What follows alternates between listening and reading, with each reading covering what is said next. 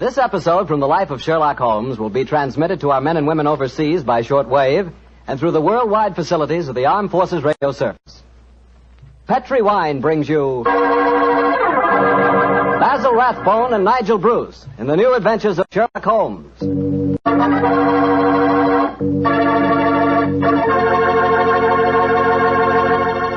The Petri family, the family that took time to bring you good wine, invites you to listen to Dr. Watson tell us another exciting story about his good friend, that master detective, Sherlock Holmes. And I'd like to tell you something that maybe you already know. The fact that America's favorite wine is port wine. Did you know that? If you didn't, you'll know why port is the way out front favorite if you'll just sample some Petri California port. You just look at that Petri port and you know it's good. That wonderful, deep, rich red color. And Petri port is so clear. Just hold it to the light and you can sort of see right through the glass. But what you want to know really about a wine is how does it taste? And I'll tell you something. I've never yet been able to find the adjective that'll do Petri port justice. It's wonderful, honest. You've just got to taste it for yourself and find out for yourself. You'll love that Petri port in the evening after dinner when you're sitting around listening to the radio. And it's perfect to serve your friends when they come over. You can show them that Petri label, too. In fact, you can show it proudly. Because the name Petri is the proudest name in the history of American wines.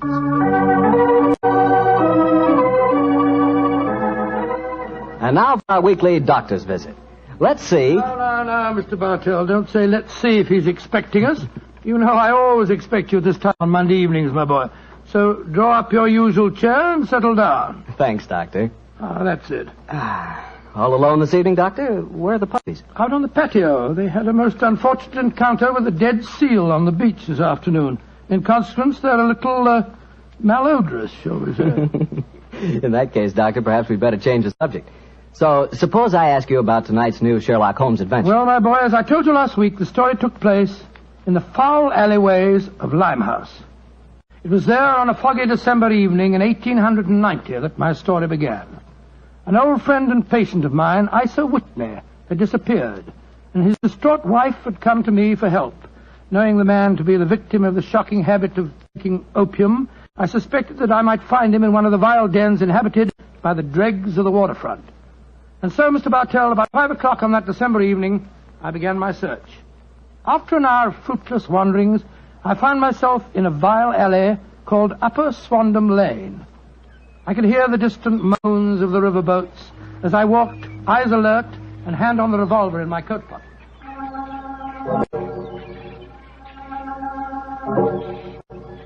Suddenly, I saw a steep flight of steps leading down to a black gap, like the mouth of a cave. I walked down them.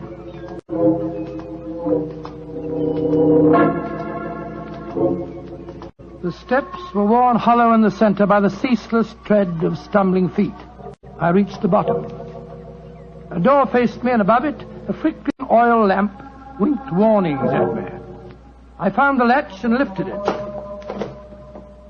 The door squeaked open protestingly. And I entered.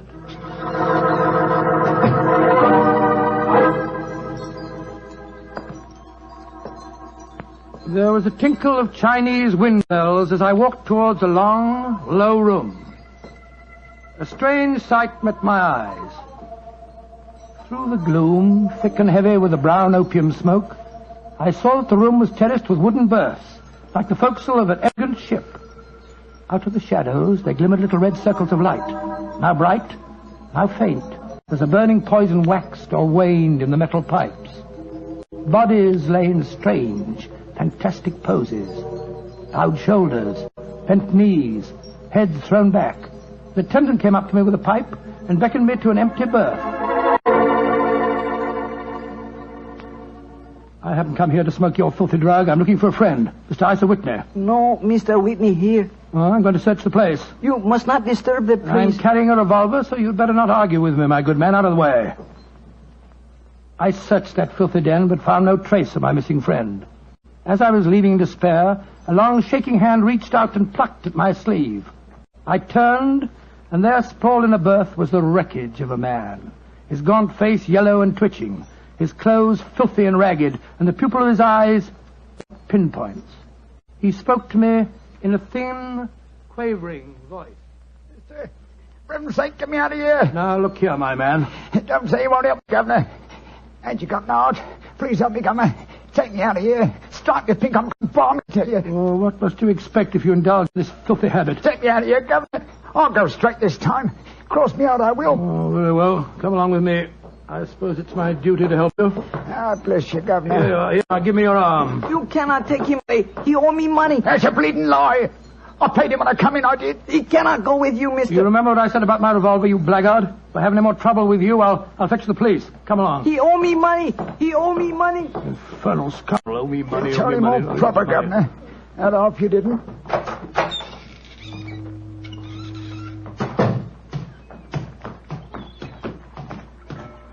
Now, look here, my good man. I'll give you a square meal, some advice, and some medical attention. But the rest... Never mind the advice, Watson, but I'll take you up on that square meal. Holmes. Yes, I'm very glad to see you, old fellow. What brought you to that filthy den of iniquity? Oh, gracious me, I went to find a friend. And I, an enemy. Your disguise is wonderful. It completely fooled me. But I'm afraid the proprietor was beginning to penetrate it. That's why I staged the little rescue scene. Had I been recognized, my life wouldn't have been worth an hour's purchase. Well, how long had you been there? Why were you there? Come on, Holmes. Tell me all about it. With pleasure, old chap. But first, let's find a chop house. I want that square meal you promised me.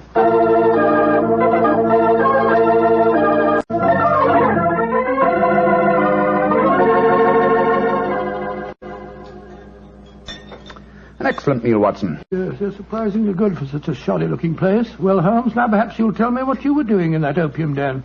I've already told you my story. I'm shadowing a most unusual criminal. A man who haunts the opium dens. Yet I know that he himself is not an addict. Oh, I don't see anything very criminal about that. He might be looking for a thrill, or perhaps he's one of those writer fellows or something. But this man pretends to be an addict. I watched him closely. He fakes his smoking, and grease paint has enabled him to simulate the characteristic pallor of a drug victim. He even affects the typical mannerism of nose-scratching, but it's his eyes that give him away. The pupils are wide open, I suppose. Exactly, old fellow. Whereas, if he were really addicted to the drug, they would, as you know, be contracted. I myself always treat my eyes with a special kind of drop on the occasion when, I have to enter these dens. Well, why does a man haunt an opium den in order not to smoke? That, my dear Watson, is the problem that I intend to solve. Well, perhaps the fellow's a policeman or a private detective like yourself, Holmes. I've already checked on those possibilities. No, Watson, I believe there is only one answer. I believe the man is planning a murder. A murder? It's a tempting setting for a murder. Your victim is an addict, drugged and helpless. Your witnesses are in an equal state of befuddlement. The proprietor is anxious to cover up the crime because of the police. Right, you. Yes, Holmes. Now, the question is, who is the intended victim? That, my dear Watson, is why I've been shadowing this man. Unfortunately, he was not present in the den we just left, but I intend to continue my search. Holmes, can I help you? My wife's away now. You know, it's a long time since we were on a case. I should be delighted, my dear chap. I've missed you sadly during the past few months. And are you, Holmes? What's the next move? Back to Baker Street, old fellow. My disguise is wearing thin, and I must contrive a new one.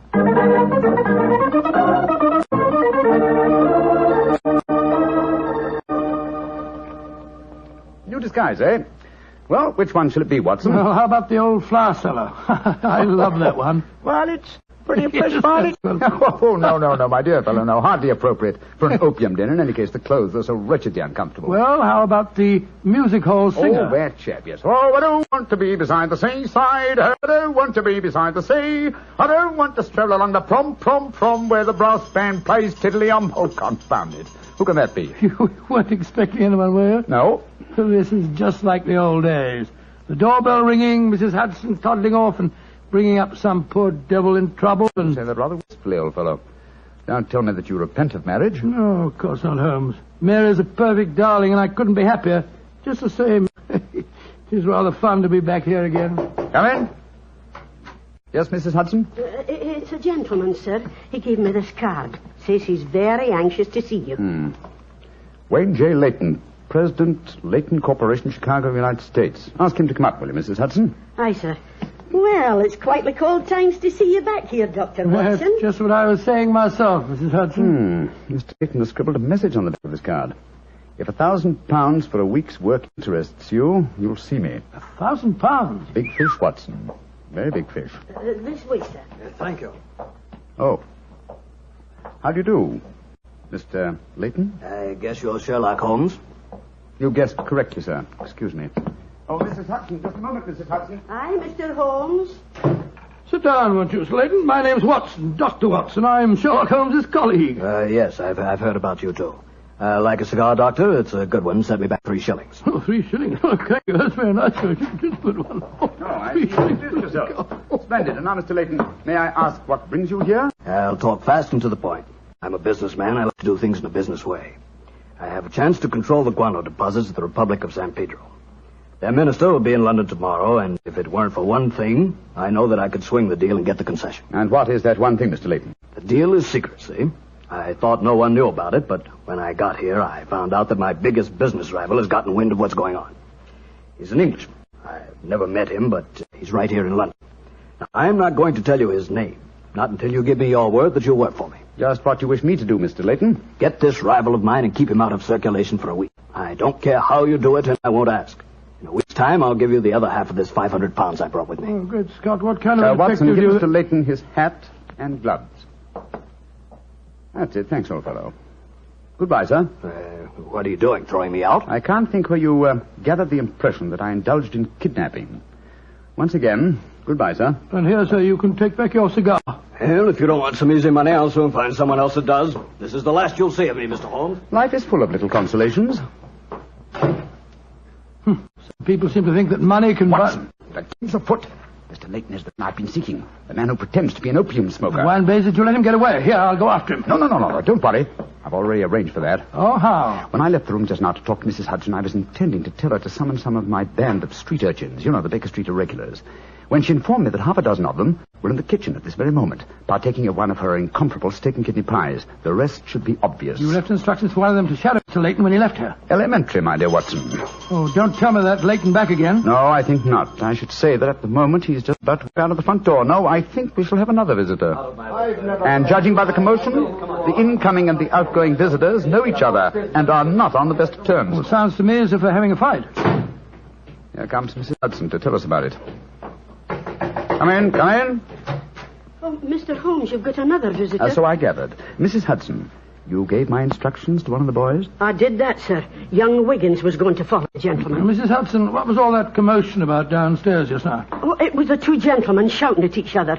Him that was leaving and the one that was waiting on the doorstep. Who is our new visitor, Mrs. Hudson? Here's his card, sir. Oh, thank you. Lynton Chumley, 9 Belgrave Square.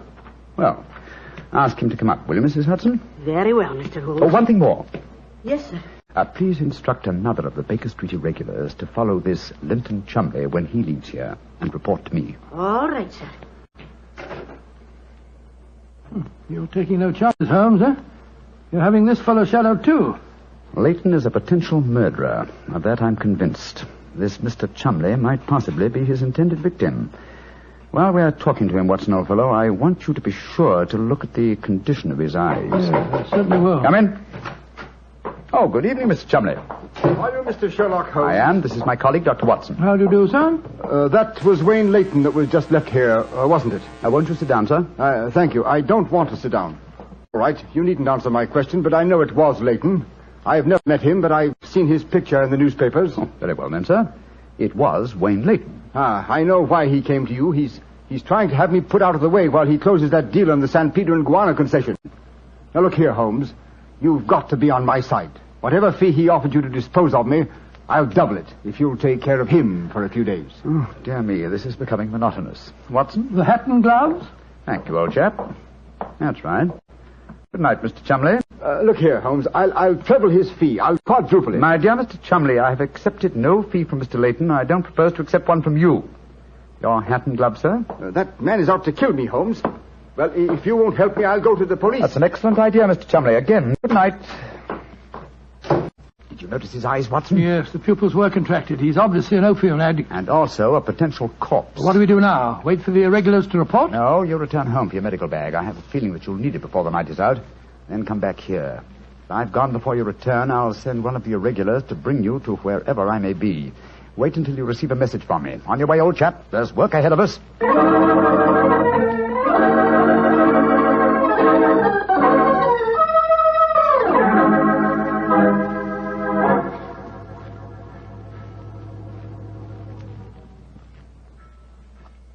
Wiggins, you're certain that this is the place that Mr. Holmes told you to bring me to? Oh, yes, Dr. Watson. The corner of Swanham Line and Brixton Street, Mr. Holmes said. Yeah, well, this is the spot, all right. I don't see any sign of him. Hello? This old woman coming towards us. So that's the disguise he chose. Oh, spare me a few coppers, will you, mister? My feet hurt something awful, and I ain't had a bite of food all day. No, you don't. You can't fool me this time. As a matter of fact, your makeup isn't very convincing. You hardly look like a woman, and nobody's nose could be quite as red as that. Don't look like a woman, don't I? My nose is too red, is it? I'll take that. Oh, no, steady, look here. Making fun of a poor old woman whose plight I made her. I'm sorry, madam. I didn't mean to insult you. Well, matey, she gave you a bit of what for, all right, didn't she? Boxed your ears. No mistake about it. You mind your own business. And anyhow, why aren't you aboard your ship at this time of night? Because I'm not a sailor, Watson. It's Mr. Holmes. Great heavens, Holmes. I wish you wouldn't confuse me like this. I'd never recognized you. My dear Watson, when you're able to recognize me, it will indeed be the beginning of the end. When your eagle eye penetrates my disguise, I shall realize that my retirement is imminent. But enough of this. See that house opposite? You mean the ramshackle place with the broken tiled roof? Yes, I gave the irregulars instructions to let me know at once if our two quarries ever enter the same house at the one time. They're inside there now, and I'm going in after them. Be careful, Holmes. I better come along with you. Can't I come too, Mr. Holmes? No, certainly not. We'll keep watch outside. If I need any help, I'll smash one of the windows, and then you can come in after me. Wait here for me. I don't expect I'll be very long. I'll be here, Holmes. Don't worry about me. Just take good care of yourself.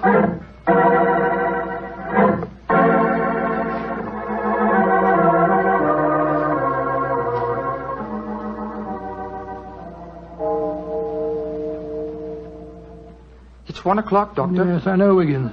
He's been in there half an hour. I'm beginning to get worried. Start going off, No, Wiggins. You know Mr. Holmes. When he gives orders, he likes them. There's the signal for help. Keep watching the house, Wiggins. I'll be out in 5 minutes. Go for the police. Right, you are, sir. All right, Holmes, all right. I'm coming.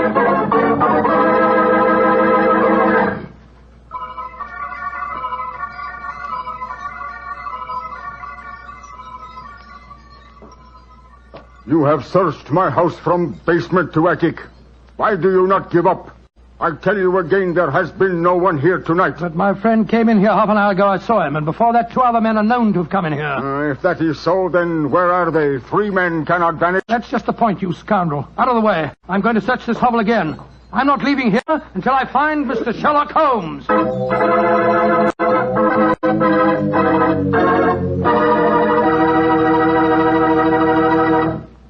You'll hear the rest of Dr. Watson's story in just a second.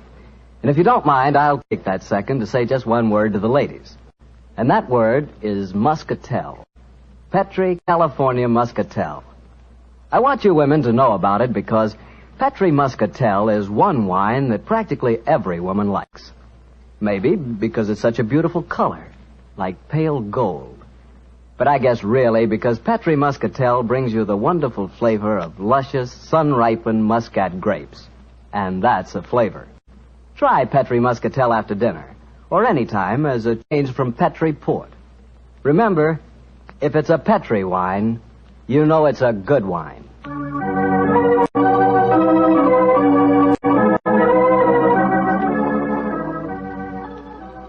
And now back to Dr. Watson and tonight's story, The Eyes of Mr. Leyton. Well, what happened next, Doctor? When you searched the house for the second time, did you find any trace of Sherlock Holmes or the 2 rival businessmen? No, Mr. Bartell, I'm afraid I didn't. What did you do? I told Wiggins to report the matter to the nearest police station and then rattle back to Baker Street in a hansom cab as fast as I could. When I arrived at the old familiar doorstep, I wrenched at the bell in a frenzy of anxiety. Finally, the door opened, and there stood Mrs. Hudson. Dr. Watson, what is it, sir? Why, you're as white as a ghost. Mr. Holmes, is he here? Aye, sir, came in half an hour ago. He was dressed as a sailor and was half carrying some drunken friend of his. Oh, thank heavens he's safe. I'll go up. All right, sir.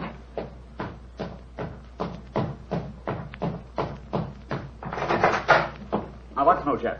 There you are. Holmes, I can't tell you how glad I am to see you. Who's that lying on the sofa? Well, up with your back, Watson. Oh, I'm afraid the poor devil's done for. Great Scott, it's Wayne Leyton, the American fella. With a knife wound between his ribs. See what you can do for him, will you? All right. This is extraordinary, Holmes. You said that Leyton was a potential murderer, and now he's the victim himself. The biter bit, eh, old chap? Yes, he's still breathing. He hasn't a chance. I'll try him with an injection of strychnine. Holmes, how did you get his body out of the house?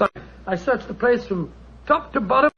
I found no trace of any of you. When I went in, I found the stabbing had already taken place. The proprietor then bribed me, or rather the broke-down sailor he took me for, to smuggle the body out through the secret stairway leading to the wards at the back of the house. No trace of Chumley there? No, he must have left before me by the same exit. Well, then you smashed the window and bolted. Yes, I knew that I could count on you to hold the fort while I was getting the body away. Try to say something, Watson.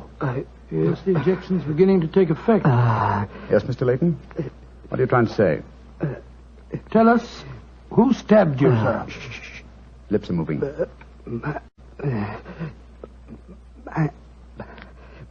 Mandalay.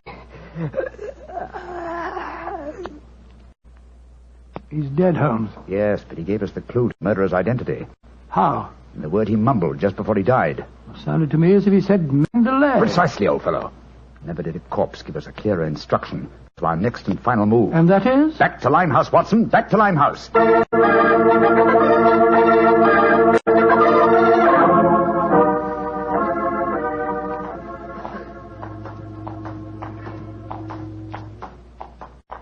Here we are. This is the place. What's this?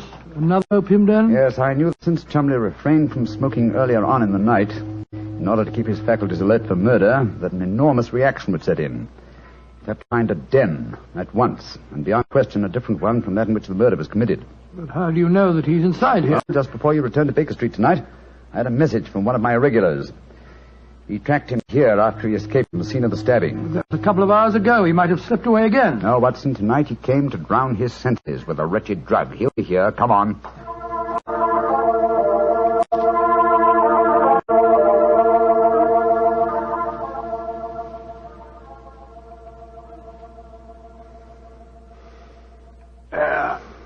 That second injection of caffeine should bring him round. He's heavily drugged, but I think it'll work. Surprising what a £5 note will do, isn't it? Yes, the proprietor let us bring Chumley into his private room, and he's coming to. Who are you? What do you want? You remember me, sir? I'm Sherlock Holmes. Oh, yes, I remember you. You're in serious trouble, Mr. Chumley. Very serious trouble. Trouble? What trouble? Wayne Leyton didn't die. Oh. He's badly wounded, but he's going to live. He's at Baker Street now. He wants to go to the police and give evidence. You've got to get me out of this, Holmes. I'll pay you anything. 10,000, 20,000. Why did you stab Leyton? He was in my way. I wanted the San Pedro confession. I meant to kill him. But we can fix it up now, can't we, Holmes? We can fix it up now. Yes, we can fix it beautifully, sir. As neat a murder confession as ever I listened to, Holmes. Exactly. Come along, Mr. Chumley. I think some night air will be good for you. We'll take you for a nice drive to Scotland Yard.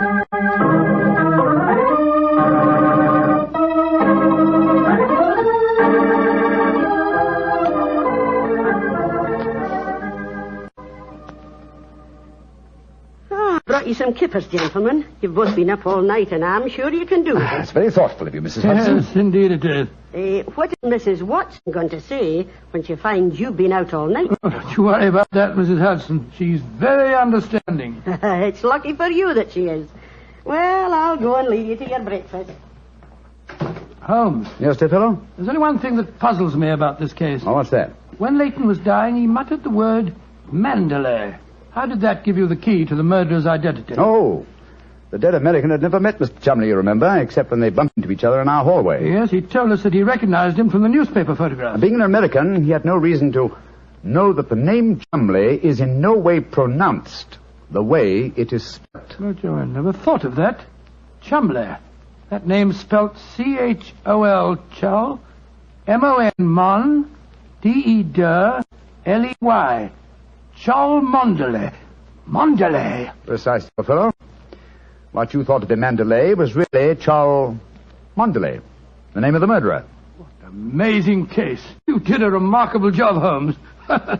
I'm beginning to be confoundedly sleepy. Why not sleep, old chap? Your old room's all ready for you. Are you going to take a nap? Oh, dear me, no. I have much too busy a day ahead of me. Let me look at my engagement book. Baxter Square murder. I put the police on the track. The Duchess of Ferrers. Now, got her material. The princess who was about to run away from home. Good gracious me, let her run. The Pope's cameos. Ah, yes. His Holiness must not be kept waiting. Can I help you again, Holmes? Mary doesn't return until tomorrow. Well, I thought you were sleepy, old fellow. Sleepy rubbish. I never felt more wide awake in my life.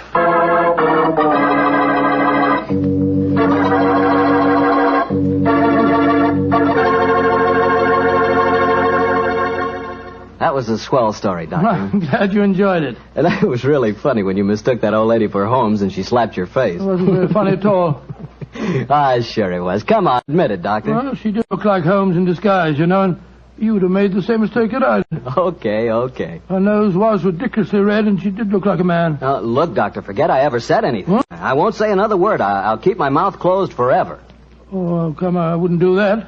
Mr. Bartell? Mr. Bartell? Won't you even open your mouth to finish your wine?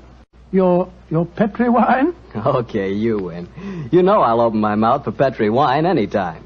That Petri wine is always good wine. And for good reason, too. The Petri family has always owned and operated the Petri business. They've been making fine wines for 3 generations, since way back in the 1800s. That adds up to a lot of experience. Experience handed on down from father to son, from father to son. The Petri family really knows how to turn luscious California grapes into fragrant, delicious wine. And that's why, no matter what kind of wine you want, I'm sure you'll like it better if it's a Petri wine. Because Petri took time to bring you good wine. And now, Dr. Watson, what story are you going to tell us next week? Well, now, next week, Mr. Bartell, I'm going to tell you a most unusual adventure that Holmes and I had in the heart of the English countryside. It concerns a corpse, a missing revolver, and a beautiful girl who was frightened of her own shadow.